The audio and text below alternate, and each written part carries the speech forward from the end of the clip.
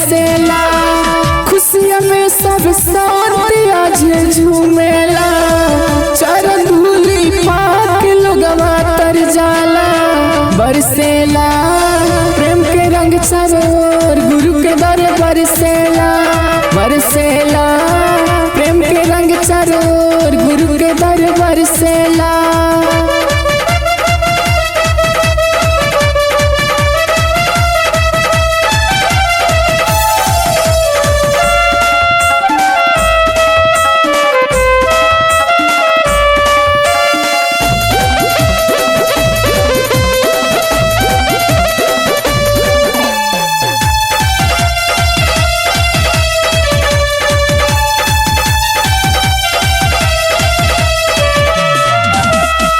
इनके रंग में जे रंग जाला, लागल दाग सब छूटे जाला।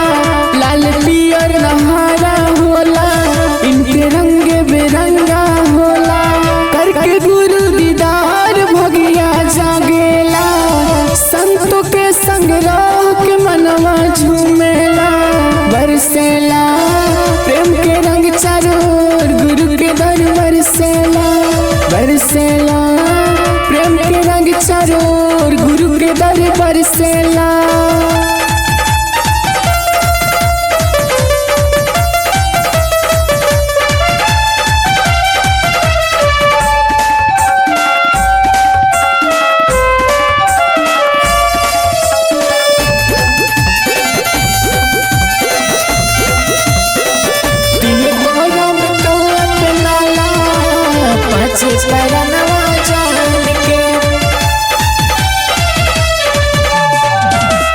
संतों के होली है जग से न्यारा, गुरु के रंग हो सबसे प्यारा।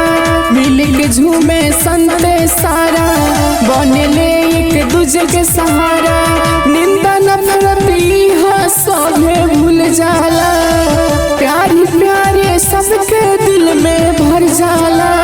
बरसेला प्रेम के रंग चारों ओर, गुरु के दर बरसेला। बरसेला प्रेम के रंग चारों ओर, गुरु के दर बरसेला।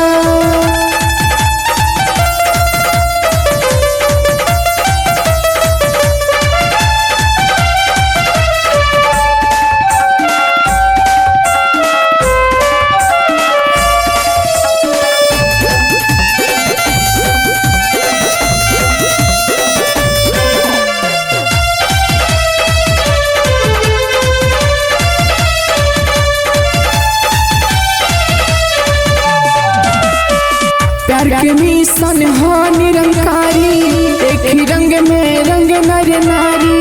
एक प्रभु के रचना सारी, एक पिता एक जाते हमारी। भौस नैया पारी हवा हो जाला। आर्य साक्षय आर्यन भक्ति में झूमेला।